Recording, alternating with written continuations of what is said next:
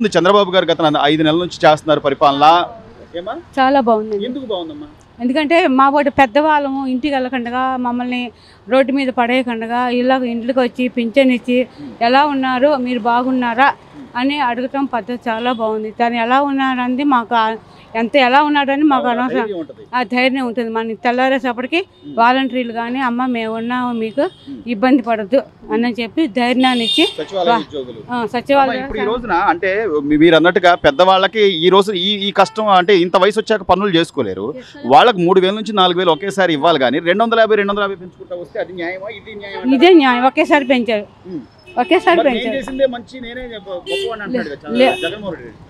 లేదండి వాడు గొప్ప వాళ్ళు చూస్తున్నారు కానీ ఈయనేమి లేదు. ఒకేసారి పెంచారు. నేనున్నాను మీకు తోడుగాను మీరు అధైర్యపడమాకండి నేనున్నాను అని చెప్పి ఆయన చాలా బాగా చేశారండి. వానైనా వణుకుడైనా ఆ నీళ్ళలో దిగి అందరిని పరమాడించి తిండికి గుట్టకి ఆయన చూసినట్టుగా దొరికినవాడు దొరికినట్టుగా శుభ్రంగా తిన్నారు.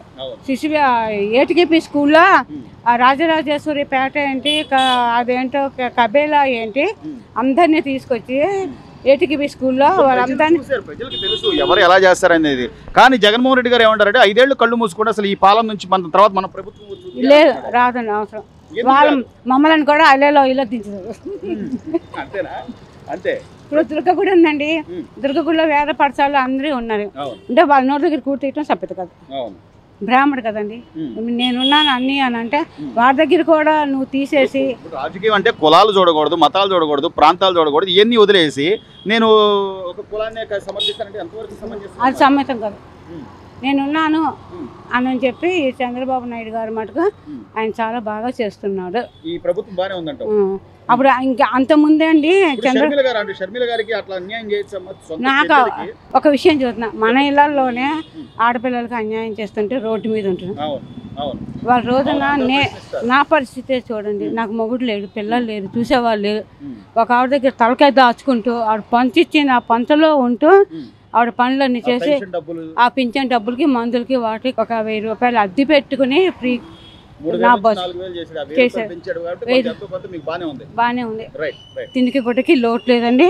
నా పొట్ట తిప్పల కోసం నేను చేస్తున్నాను. సాటి మాది ఆ ఊరే కనుక మన వాళ్ళు ఇంత కష్టంలో ఉన్నారు అని చెప్పి చంద్రబాబు నాయుడు చూస్తుంటే చాలా సంవత్సరం. అంతకుముందే పండగ సరుకులన్నీ ఇచ్చేవాడు కానీ మళ్ళీ ఇస్తామని చెప్పి చెబుతున్నారు. అది గ్యారంటీ. అంటే చంద్రబాబు గారు ఏం చెప్పారంటే పెద్దవాళ్ళ పెన్షన్లు పెంచుతా ఉన్నారు, వికలాంగుల పెన్షన్లు పెంచుతా ఉన్నారు. ఆయన చెప్పినట్టుగా చేశాడు. 3,000 నుంచి 4,000, 3,000 నుంచి 6,000. సో తర్వాత ఈ గ్యాస్ 3 సిలిండర్లు ఇస్తా అన్నాడు. ఒక్కొక్కటి చేసుకుంటా వస్తున్నాడు. ఆయన చెప్పినట్టు అన్నీ చేయగలరంటారా? 100కి 120% చేయగలడు కానీ కొద్దిగా టైం పట్టింది. కానీ ఆ టైం పట్టేదాకా వీళ్ళు అపోజిషన్ వాళ్ళు ఎప్పుడెప్పుడు రాళ్ళు ఆయన రెడీగా ఉంటారు చూస్తున్నారు. కానీ ఆయన వచ్చేటప్పటికి 12,50,000 కోట్లు అప్పులో ఉంది రాష్ట్రం. ఇవన్నీ అధిగమించి సంక్షేమం చెయ్యాలంటే ఒక 2 సంవత్సరాలు రావాలి.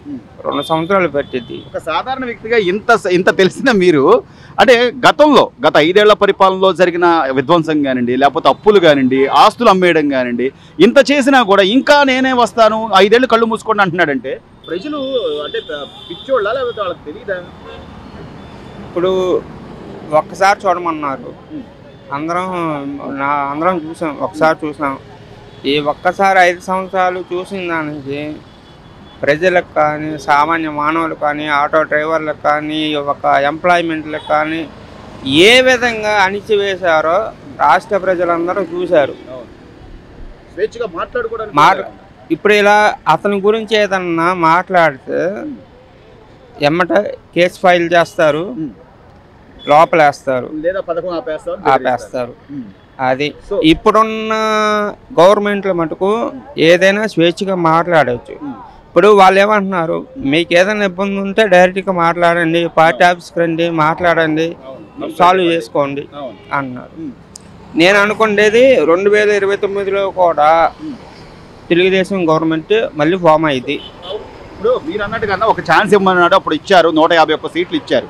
అదే ప్రజలు ఈరోజు 11 సీట్లే ఇచ్చారు అంటే ఎందుకు ఏంటి అని కనీసం సమీక్ష చేసుకోవాలిగా. మనం ఏ విషయాల్లో ఫెయిల్ అయ్యామనైనా ఆలోచించాలి. అది వదిలేసి ఎంతసేపు ఇప్పుడు 4 నెలలకే మీరు విధ్వంసం చేస్తున్నారు, మీరు అరాచకం చేస్తున్నారంటే ఏంటి, ఎలా చూడాలి దాన్ని? ఇప్పుడు 4 నెలలకే విధ్వంసం అంటే అతను జగన్మోహన్ రెడ్డి ఎక్కిన తర్వాత 4 నెలలకి టీడీపీ నాయకుల మీద ఎన్ని కేసులు పెట్టారు, ఎంత హెరాస్మెంట్ చేశారు. ఒక 75 ఏళ్ళ వ్యక్తిని లోపల తీసుకెళ్ళి 53 రోజులు ఉంచారు అంటే ఏది కేసు కూడా అది నిజమైన కేసు కాదు. నిరూపించాడు ఏమన్నా? ఏమీ లేదు. అంతా కూడా హైకోర్టు కూడా క్లీన్ చిట్ ఇచ్చింది మొన్న. దానివల్ల ప్రజలు కూడా ఆశ్రయించుకుంటున్నారు. ఇదేంద్రా నాయన ఏదైనా ఉంటే చూసుకోలేదు, రాజకీయ పరంగా రాజకీయంగా చూడాలి, వ్యక్తిగతంగా కాదు. ఇప్పుడు ఈ రోజున కేసులు పెడుతున్నారన్న. గతంలో ఎవరైతే అసహ్యంగా మాట్లాడారో ఇంట్లో కుటుంబ సభ్యులు ఆడవాళ్ళని కూడా తీసుకొచ్చి మాట్లాడారు, వాళ్ళ మీద కేసులు పెడతాం సమంజసమేనంటావా? అసలు నాకు తెలిసి ఇంట్లో ఆడవాళ్ళ గురించి ఎందుకు వస్తున్నారు? ఏదైనా ఉంటే జెంట్స్ ఉన్నారు, మగవాళ్ళు చూసుకోవాలి. నీలో దమ్ముంటే నిరూపించుకోవాలి. ఇంట్లో ఆడవాళ్ళు ఏం చేశారని వాళ్ళ ఇంట్లో ఆడవాళ్ళు ఉన్నారు కదా. అదే మార్పు ఉందంటారా? మార్పు 100%కి 100% అవుతుంది. కానీ ఒక 2 సంవత్సరాలు ఓపిక పట్టాలి. నాకు తెలిసి 2 సంవత్సరాల మటుకు కష్టం ఉంటుంది, బాగా కష్టం ఉంటుంది. అది సో మొత్తం మీద అన్నా క్యాంటీన్లు కానీ ఈరోజు అమరావతి డెవలప్మెంట్ విషయం కానీ ఇవన్నీ అంటే పనులు దొరుకుతాయంటారా ముందు ప్రజలకి? కొంచెం అన్నా క్యాంటీన్ మటుకు 100% సక్సెస్ అన్న. నాకు తెలిసి 5 రూపాయలకు భోజనం అలంకార థియేటర్లో మీరు వెళ్ళి అక్కడ చూడండి ఒకసారి. ఎంతమంది పేద ప్రజలు వచ్చి తిరునాళ్ళు, బీహార్ వాళ్ళు, రాజస్థాన్ వాళ్ళు, ఒడిశా వాళ్ళు మొత్తం పనులకు వెళ్ళే వాళ్ళు అక్కడే తింటున్నారు. పనులు కంటావా అమరావతి మటుకు అయిపోద్ది. కొద్దిగా ఉద్యోగాలు మాది కనిగిరి ప్రకాశం జిల్లా. మొన్న రీసెంట్గా ఒక 4 days కిందట రిలయన్స్ ఇండస్ట్రీస్ వచ్చింది, అనౌన్స్ చేశారు. మా అక్కడి నుంచి ఇక్కడ కూడా రాకుండా మా ఊర్లో మాకు ఉపాధి దొరుకుద్ది. చంద్రబాబు అంటేనే ఉద్యోగ అవకాశాలు, ఉపాధి అవకాశాలు, వాళ్ళు వచ్చి నమ్మకంగా పెట్టుకోగలరు. అవునవును, మార్పు అయితే ఉందన్న. మీ అభిప్రాయం ప్రకారం ఈ రోజు అన్నా క్యాంటీన్లు సాధారణ ప్రజలకు ఉపయోగపడుతున్నాయా? ఉపయోగపడుతున్నాయండి. మరి జగన్మోహన్ రెడ్డి గారు తీసేసి ఏమి లాభపడ్డాడు? ఏమి ఉపయోగపడలేదు. ఒక వ్యక్తికి పేరు వస్తుంది అన్నా క్యాంటీన్లు తీయటం వల్ల ఎంతమంది ఆకలి. అవును, అనుభవించారు. ఏంటి జగన్మోహన్ రెడ్డి గారి ప్రభుత్వంలో ఏం జరిగిందంటారు? అసలు న్యాయం జరగలేదు నాకు తెలిసి. అయితే ఏం జరగలేదు అనుకుంటున్నారు మీరు? నేనైతే మన లేబర్కే కానీ ఎంప్లాయీస్కే కానీ ఎవరికైనా కానీ న్యాయం జరగలేదు నాకు తెలిసినంతవరకు. ఆయన అంటున్నాడు, ఆయన కొన్ని అమలు జరిగినాయి, కొన్ని జరగలేదు కదా. కొన్ని వరకు జరిగినాయేమో కానీ కొన్ని జరగలేదు కదా. అంతే.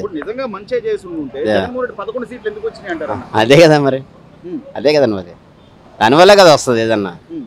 ఈ రోజు ఎమ్మెల్యేగా ఆయన అసెంబ్లీకి వెళ్ళి మాట్లాడాలంటారా లేదా? మాట్లాడాలండి మరి. మరి ప్రతిపక్ష హోదా ఇవ్వండి. ప్రతిపక్ష హోదా అడుగుతున్నాడు. అసలు వెళ్తలేదు కదా ఆయన, అక్కడికి వెళ్తలేదు కదా. ఎంతవరకు న్యాయం?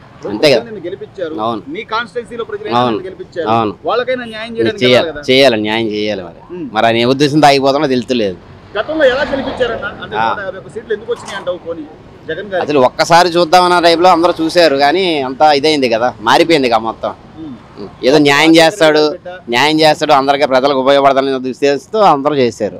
అది మరి ఋషికొండ మీద ఆయన 500 పెట్టి కట్టుకున్న ఇల్లు ఇంటి దగ్గర సుమారు 13 కోట్లతో ఆ గ్రిల్స్ ఏర్పాటు చేసుకున్నారు. డబ్బు ప్రజల డబ్బే కదండి మరి, మొత్తం ప్రజలదే. మరి ఇంత తెలిసి కళ్ళ ముందు కనపడుతున్నా కూడా లేదు, మీరు కళ్ళు మూసుకోండి 5 ఏళ్లలో నేను వస్తాను మళ్ళీ అంటున్నాడు. ఎలా వస్తుంది? కష్టం నాకు తెలిసి అయితే కష్టం. ప్రజలు నమ్మరంటారు. మళ్ళీ టీడీపీ వస్తుంది నాకు తెలిసి. ఎందుకు అంత నమ్మకంగా చెప్తున్నారు? ఆయన అమలు పరుస్తున్నాడు కదా, చెప్పిందల్లా వాగ్దానం చేస్తున్నాడు. ఇంకా పైన ఇంకా జరిగే విషయంలో కూడా చెయ్యొచ్చు, కాదు కొద్దిగా టైం పడుతుంది నాకు తెలిసి టైం అయితే పడుతుంది. ఎందుకు అంటే గతంలో జరిగిన కొన్ని అవకతవకలు ఇవన్నీ, పరిశ్రమలు రావాలి, ఉద్యోగాలు రావాలి, డబ్బులు జనరేట్ అవ్వాలి, ఇవన్నీ చేయగలరంటారా? చేస్తారు. అంటే ఒక్కసారి చేయలేరు, నిదానంగా చేస్తాడు ఆయన.